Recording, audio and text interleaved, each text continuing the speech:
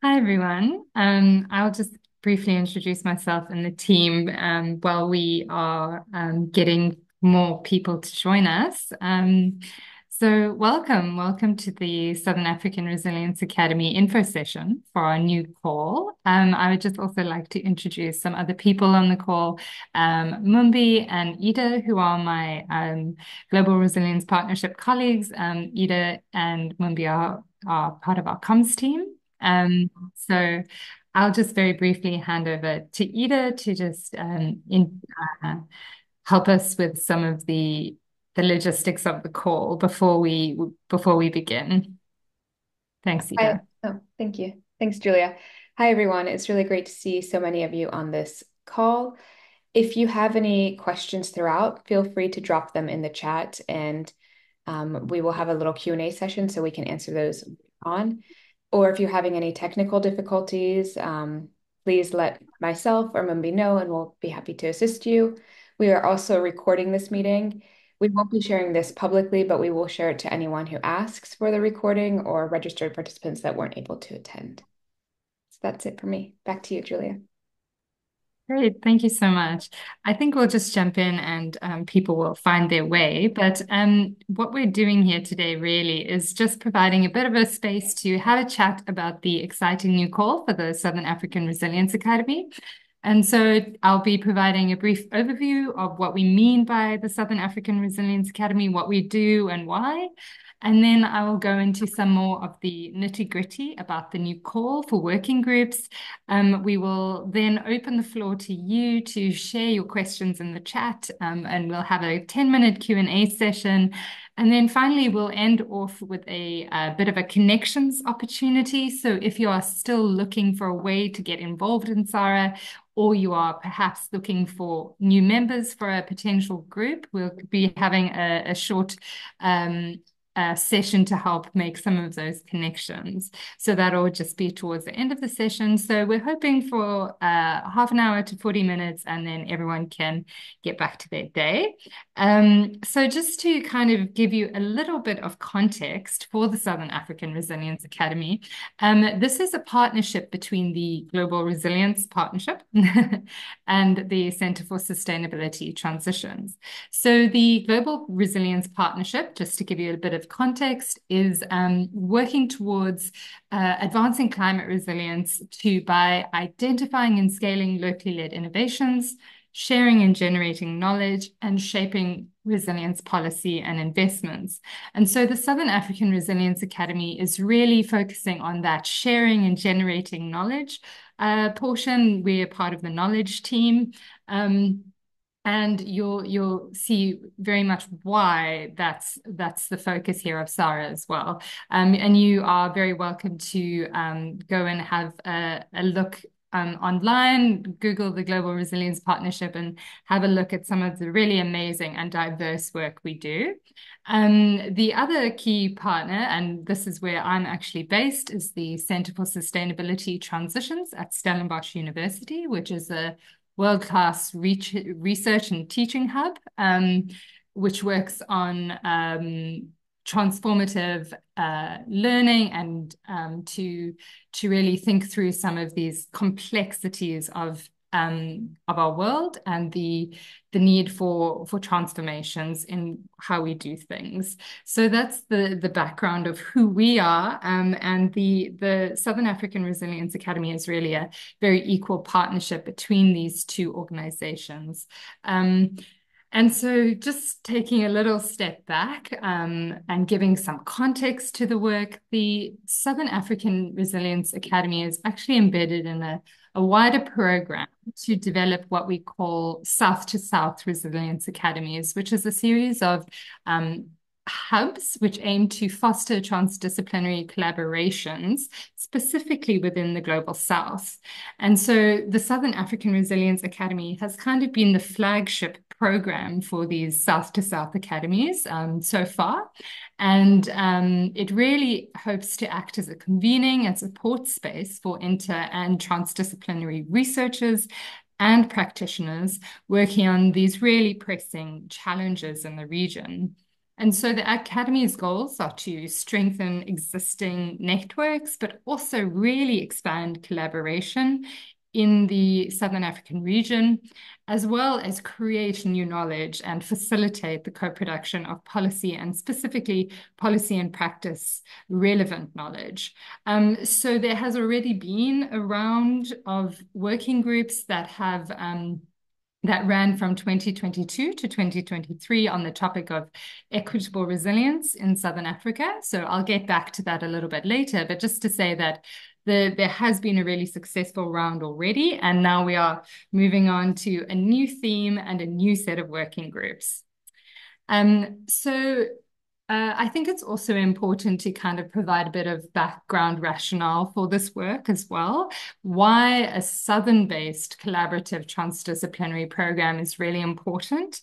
And the first thing is important to recognize that there is a real need to shift knowledge leadership towards the Global South, to acknowledge that there have been historical inequities in how policy and scholarly literature has been able to be influenced, as well as really large geographic gaps in knowledge production. So it's also building on this fact that those living closest to the challenges facing the Southern African region are best placed to tell us how to define and address them.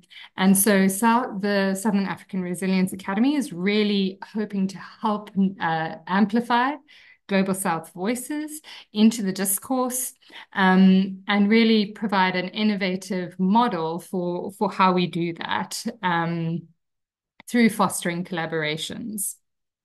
So just a little bit about how we actually do this. We use a working group model, which some of you may be familiar, for example, with the SESINC model. It's quite similar to some of those working group models with a few key differences. So we aim to develop around 8 to 10 working groups with about 5 to 8 members per group, and then use a series of in-person events as well as online engagements over 3 years to synthesize knowledge on a particular theme. So that's really the focus of the working groups, is to bring people together to synthesize insights. It's not necessarily to start a new research project or maybe do fieldwork, but it's really about how do we bring people together to share knowledge and actually create a cohesive understanding of a particular topic. And we also really focus on, so each working group might be on a particular theme, but another really important aspect of this model is allowing the working groups to talk to each other and develop a shared understanding and a shared contribution to the particular theme. So it's really important for us that we have a wide diversity of participants, both in terms of their sectors, be it practitioners, researchers, policymakers, policy influencers, as well as career stages ranging from early to late career participants, as well as really cause both a mix of geographies as well as institutions. So that's our model that we're working off. But I also just want to talk briefly about what each working group can expect to produce. So firstly, one of the key things is that we are asking each working group to produce an academic article. And this is really important to going back to those core goals of influencing the scientific discourse and actually pushing the field forward from a Global South perspective. But as important are the strategic engagement products and processes, which we actually help groups to produce and think through how the synthesis effort can actually really influence policy practice in different ways. So you'll see an example here on the right of an output from one of the previous rounds, which allowed the working groups to influence a particular policy process. The outcomes that we're striving for, as I said, is to allow space for connections in the region, but also to provide the Global South leadership, as well as thinking very much about how we can produce knowledge in a way that is accessible to multiple different people and different types of audiences, and in this way have really meaningful policy and practice outputs.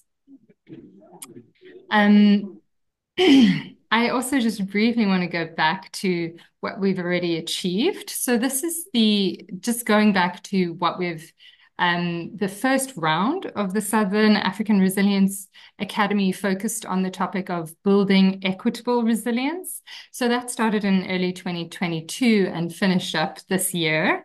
And just to give you a flavor of some of the working groups that were in the previous round, we had a working group on urban food systems, a monitoring and evaluation group, a working group on informality, gender, disaster risk, metacoupling conservation systems. So you can see it's a really wide range of topics, all working towards understanding a particular aspect around equitable resilience. So that's kind of an example of potentially how the next round might function in terms of different groups.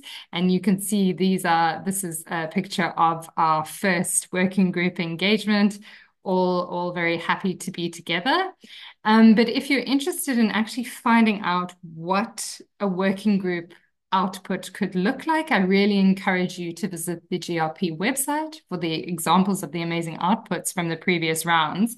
And we've developed an outcome report which summarizes both these exciting products that the working group produced, but also summarizes a little bit more about what we learned as a transdisciplinary network, trying to come together to create and synthesize knowledge. So there's some interesting process thinking as well. But now coming back to why we're all here, which is the new call for working groups on transformative pathways to resilient and sustainable futures, which will be running from 2025 to the end of 2027. So I also just wanted to take a step back and dig in a little bit to what we mean by transformative pathways. So the reason why we chose this topic is because it's quite a broad kind of concept, but it allows people to approach the topic in a number of different ways. So we're really trying to take a bit more of an action-orientated approach, thinking through how to understand pathways in different types of systems, be they food, water, conservation systems, how these problematic systems could be transformed to meet various societal, climate, and biodiversity goals. And so the pathways approach really takes the view that there needs to be a lot of thinking around what kind of actions can be implemented to reach these resilient and sustainable futures, understanding that actually what we need are transformative orientated pathways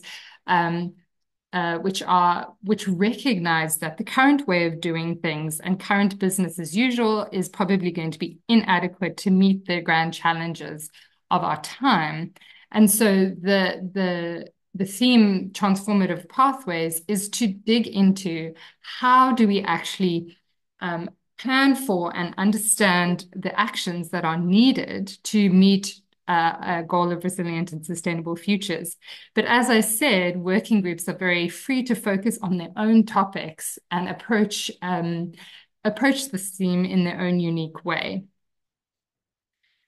I next wanted to share a little bit about why we think you might be interested in applying. So firstly, it's really valuable to provide a space for opportunity and reflection, an opportunity for learning and reflection by saying people are often caught up in the potential project deliverables, but what this space is actually providing is a chance to step back and think a little bit about what are we learning on this overall topic. And the working groups can allow that space for synthesis, which is really exciting. It's also a really unique opportunity to build partnerships with a very wide range of both academics, practitioners, and those working across those spaces from Southern Africa, but also more broadly, with that aim of building a strong community. We also will provide a set of skills clinics, including training on policy processes, scientific communication, monitoring and evaluation. So it's also about learning together as a group, and developing some key skills in that way. There's Because of the way we are trying to encourage diverse members within groups, we really believe it's also an opportunity for learning and mentoring for early and mid-career members, as well as a chance to become embedded in other regional and international networks, which SARA has strong links to, including the Southern African Program on Ecosystem Change and Society, the Resilience Evidence Coalition, as well as potentially the new Global Society for Social Ecological Systems. So SARA actually has very strong links to other key regional networks that could provide a space for working groups to become embedded in. So we offer, in terms of the what we're going to give working groups, we offer support for 3 in-person meetings in the Cape Town or Stellenbosch area in South Africa. So this includes support for working groups, includes travel, lodging, and meals. Although we are limiting paying for flights, we would prefer not to pay for flights for people outside of the African continent, because we're really trying to build our regional skills. But that does not mean people from outside of the African continent cannot be part of working groups. We also would like to facilitate, as I said, a set of online engagements and really focusing on skills building, as well as leading the coordination of a special issue. As I mentioned, one of the key outputs of working groups is an academic publication. And so we, as a group, could either put together a special issue or else individually cover open access publication costs for the working groups. We will also support the development of an engagement process. So we have a specialist scientific communication advisor who worked with us on the previous round of working groups and is really talented at helping groups be very, very strategic with how they try and influence policy processes, as well as the design team to generate some really meaningful policy briefs or whatever the group decides is a good engagement tool. And as I said, we assist with knowledge mobilization of the outputs through both the Global Resilience Partnership as well as various other networks, the dissemination of the working group results through various channels. So it's quite a powerful approach to influencing things in different ways, as well as organizing what we're calling a knowledge exchange event at the end of 2027, where working groups will get the opportunity to share the results with the wider community. We just had the knowledge exchange for the previous round in June.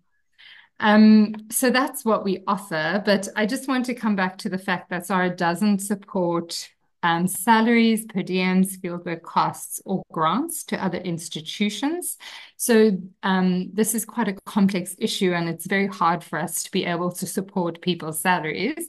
But we do recognize that this might limit some people's participation. So we are really encouraging proposals that align with what you're already doing, and trying to align your projects with trying to work towards potential deliverables if you can. So that's just a note on what we are able to support. And again, bringing it back to, we're really focusing on synthesis efforts, but that's an important thing to note. So in terms of the commitment, what you'll be signing up for, we have planned 3 in-person meetings, one per year from 2025 to 2027, with a series of engagements in between. But that's the commitment outline for the working groups. Um, Now getting down to some of the nitty-gritty, which some of you might have some questions about. We are hoping that groups can include at least members from at least 2 African countries, Southern Africa preferred, but we understand that that's not always strategic in terms of membership. So we also recognize that uh, groups maybe, for example, might have members from a particular country, but we are asking for members who are working and actively engaged in at least 2 African countries, preferably. We are also asking that groups are very strongly encouraged to be comprised of both academics and practitioners, or policy makers or influencers. We do, however, recognize that people might identify as all of those things at once. So we are very open to hearing from you in your application how you think your group membership can speak to both academic practice and policy. We also encourage groups to have participants across different career stages, as well as consider other forms of diversity, such as gender. In another, just maybe this is helpful for people who are interested in applying, but we are asking you to identify 2 people to lead your group who would be jointly responsible for the academic and engagement processes. We ask that groups are around 5 to 6 people, as that's a really nice number for kind of collaborating well. But there should be no more than 8 participants in total. However, we also encourage working groups to select what we're calling advisory members. These are people who might not be able to be at every meeting and who might be too busy to, for example, be engaged as much as a full group member, but they have an important role to play. So we would also encourage you to think about if there is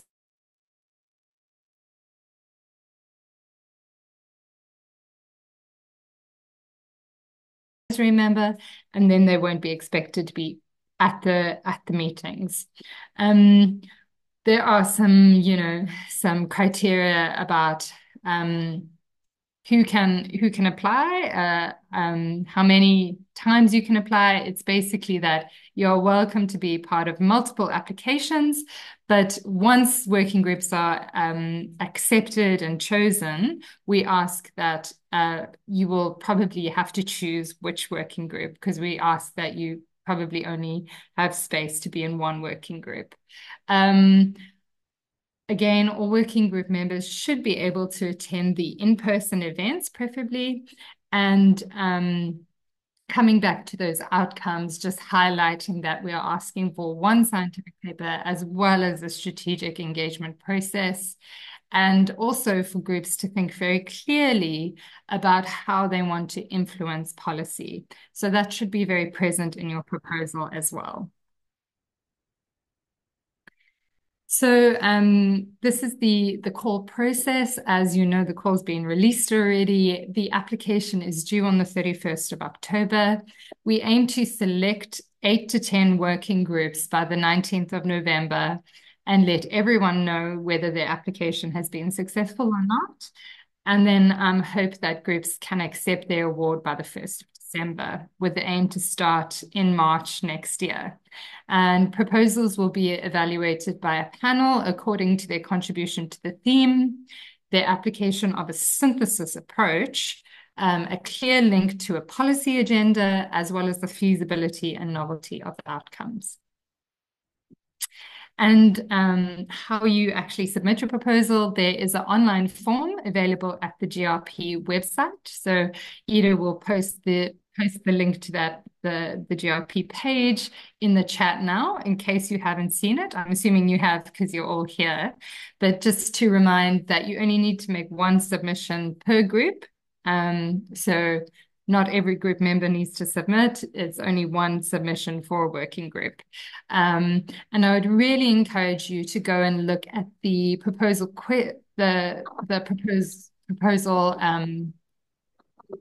what you're going to be including in your proposal. Those are all listed in the terms of reference document, which you can also find on that page. So please read this document in full, as I think it also will answer a lot of your questions. So that's also available on the link in the chat, hopefully. So I'm going to stop talking so much now, and I will ask you. I'm assuming there might be some questions in the chat already, but please to type in any questions you might have.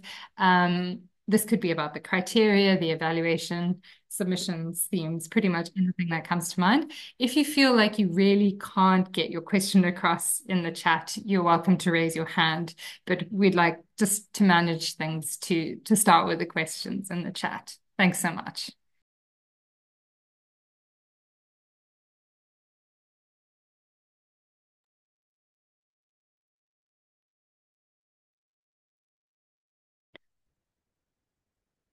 Hi, Julia. We have a couple questions coming in. Do you want me to read them to you? Or do you want to read them? That might be helpful just because I can't see Okay. too well. Thanks, Ida. Yeah, no worries. So this one's from Liza. Do we come as groups already composed based on your criteria, or can we come as individuals who volunteer to be involved in groups, which we hope to discover through SARA? Yes, thank you. Thank you, Lisa. That's a great question. So what we're asking is for proposals to come as a group and submit as a group. So you will have networked with other individuals who you might be interested in working together. You would develop your proposals together and then submit the lead would generally submit one proposal for a working group. However, we have actually recognized that maybe people are interested, but they actually don't know who else is interested, and they just want to make a little bit of a connection. So just after this Q&A, I'll be sharing a link to kind of like a Jamboard where you can put down a particular topic you might be interested in forming a working group around, and then we'll try and gather any other people who might be interested can put their name next to that particular topic. And in that way, we're going to try and just after this facilitate some connections. If, for example, you just can't find anyone else who wants to be part of a proposal, then maybe you'll be able to find someone today. But of course, we had over 100 registrations for this info session. And so I think there are a lot of people who might be interested, but just couldn't make it today. So I think it's also really valuable for us to have that board open, and then people can visit it and maybe try and make some connections there. Thanks.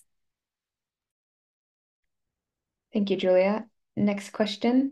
Can you elaborate a bit more on the policy, i.e., whose policy, government, our government, global government, institutional policy?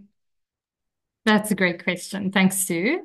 So what we're actually aiming for, we really want groups to define what makes sense for that topic in terms of policy. So, for example, if your working group is focused on quite a localized issue, we're working with a particular municipality would be really a powerful way of making your research, your synthesis work impactful. That is an amazing opportunity.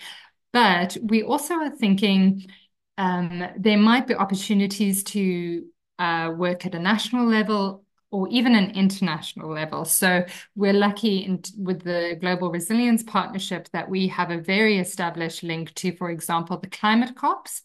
And we organize a resilience hub at the climate COPs.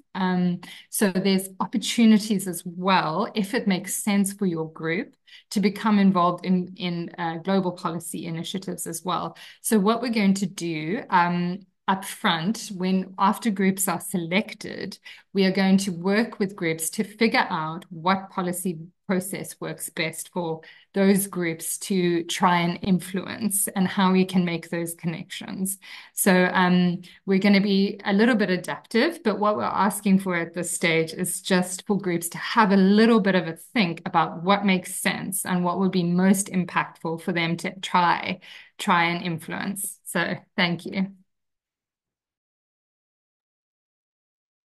Okay, we have a question from Dowd. How many members of the team could come from one country? Yeah, so Dad, that's up to you as a potential lead. All we are asking is that at least two countries are represented. So, for example, maybe you have four members from one country and three members from another country. That's absolutely fine. But we are just asking people to try and think a little bit more regionally in terms of making those connections. So, the reason why we're asking for a little bit more country representation is also to make sure that we're not just focusing on, for example, one country like South Africa, which might have a lot of people who are kind of readily available to work. We really want to make sure we're trying to reach a bit more of regional experts as well. So we don't have any specific criteria about from one country or another, but we just ask that at least two countries, in terms of people working in two countries, should be represented. And next question is from Karen. What are the working languages? Only English? Thanks. Thank you, Karen. This is something we've been grappling with a lot, because at the moment we've only been working in English, but we recognize that this is actually maybe a policy limit, maybe an impact limitation, especially in Africa. In terms of, so we were thinking, is there a way we can try and incorporate maybe francophone and maybe have a French component to this work? What I will say is that we don't have the resources to make the experience really, really meaningful in multiple languages, because we don't have the resources to pay for live translations, and that kind of thing. However, what I will say is that we are very open to potentially helping groups to maybe do some translations of their outcome products at the end. We can definitely negotiate with groups to do a few translations, but in terms of making the entire process multilingual, it's a very big challenge for us. I hope that answers your question. Thanks. And Brian is asking if you can please elaborate on this. The amount available for each group will be determined by the final constellation of groups and their proposed engagement process and strategic knowledge mobilization needs. Yes. Okay. Thank you for your question, Brian. So what we meant by that is because we are engaging a science communication team to help working groups to develop different types of products, it's sometimes groups would ask, do we have a budget? Like, do we have 60,000 Rand, for example, to develop our working group products? And it's hard for us to say because sometimes one group might have a very impactful product that's quite expensive, but another group might have a number of products that are quite inexpensive. So what we were trying to say there is that we will be working out the budget for your knowledge products according to what everyone else in the SARA amongst the 8 to 10 working groups will want to do. So the budget is relating more to the knowledge products and what everyone wants to do, and we'll try and figure out the best way to maximize our science communication budget there.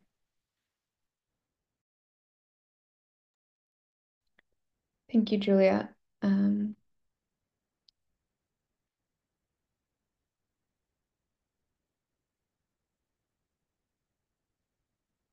Sorry, I'm just reading the questions.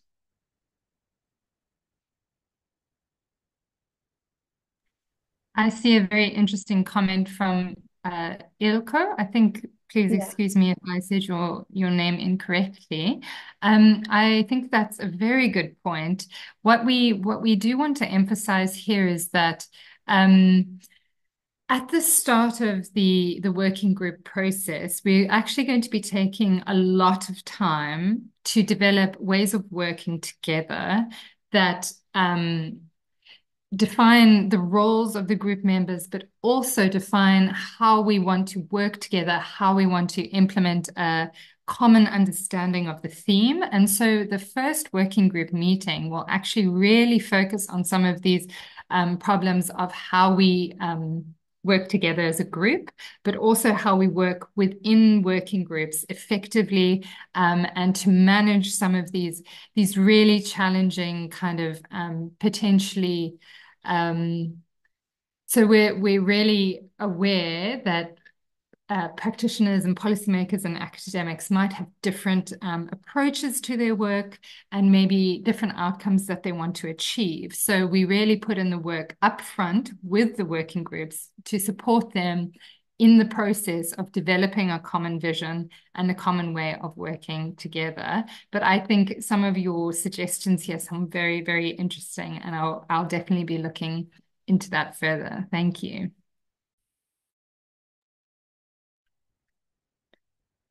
And then we have a question from Gordon. How does SARA plan to facilitate collaboration between diverse stakeholders, particularly those from different sectors or disciplines?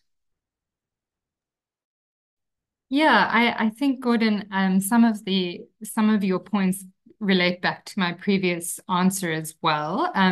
So in terms of the diversity of stakeholders, we are one of the key components of working group proposals that we'll be evaluating is who is a member and how diverse they are in terms of their roles, their sectors, their institutions. So that will also be we are hoping to create a group that has a lot of diversity within the group. But then again, I think it's really important for us then to have a clear process up front where we are acknowledging that these different stakeholders have diverse ways of working and we need to be very intentional about how we bring people together, define our roles, and actually figure out a way of working that works for everyone. So I hope that answers your question. Thank you.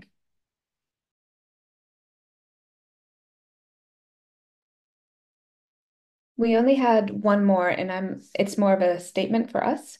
Dowd is asking if it's possible for us to highlight sections of the application template that require more focus based on previous rounds of applications. Okay, thank you.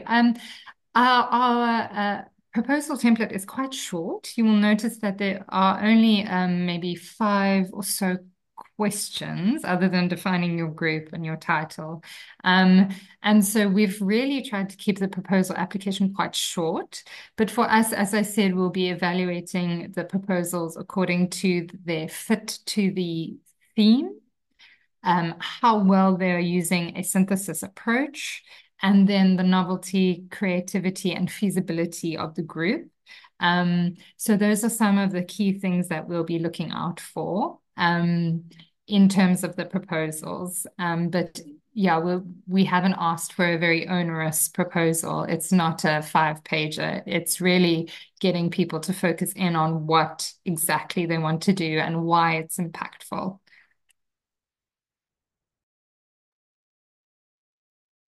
Thank you, Julia. That was all the questions.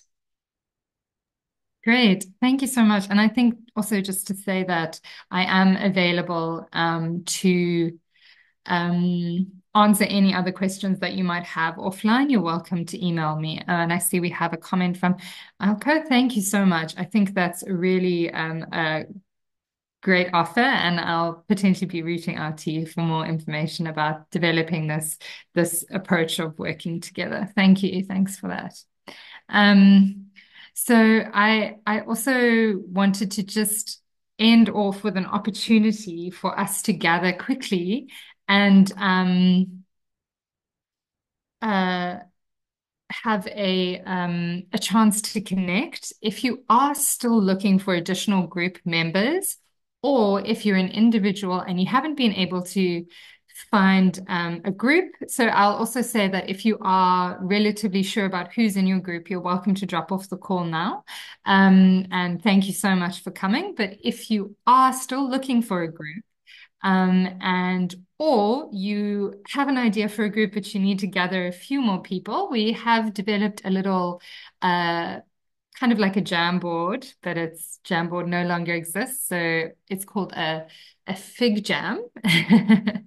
And you will be sharing the link in the chat very soon. It's a 2 minute, just you need to sign up, unfortunately, with your name, email, but it definitely doesn't take long. It's just a quick verification of your email, and then you'll be able to use this board to try and find other people who might be interested in working on similar topics to you. And although we're going to start the process a little bit here now, this can mostly continue offline because we recognize that some people might share the board with other people and maybe think of adding a few names or even just need some time to think about it. So I will start the process here, and then people are welcome to continue to add to the board over time. So it will remain active. But before I share the link, I just wanted to very quickly show how it will work. So this is how it will look when you enter the board online. And you will see we have some sticky notes and also some instructions on the left, just to remind you. But if you have an idea for a potential group, so for example, you might want to work on urban pathways for urban systems, you would take a pink sticky note and you would write down the title of your potential group, maybe just one or two sentences about what you're looking for or what you want to do. And then how people can get in touch with you. That's very important. Maybe your name and email.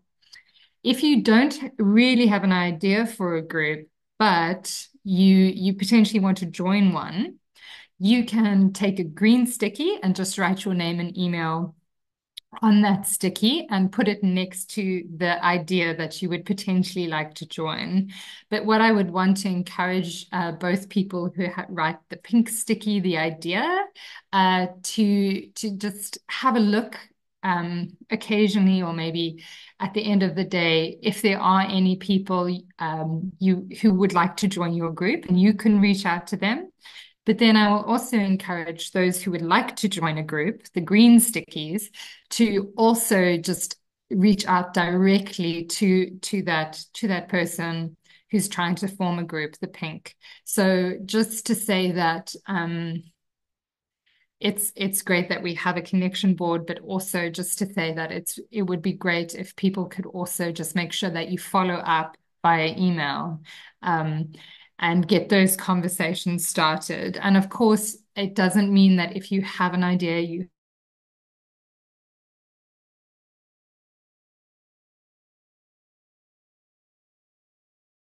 and of course, just because you want to join, maybe the group is full or for various reasons, there's other things that happen. So just to say that this is a bit emergent and we're just hoping to facilitate some connections. So what I'll do now is oh yes, I had those instructions there, is I'll stop sharing and I will post the link to the board. And then we're just going to stay online for a few minutes for people to kind of start using the board, and we'll be on hand to answer any challenges you might have with accessing the board, and just to get us started there. But once you're on the board and you figured it out and you feel like that's good enough, then I just want to say thank you again for joining the session. You're welcome to reach out to me for any questions.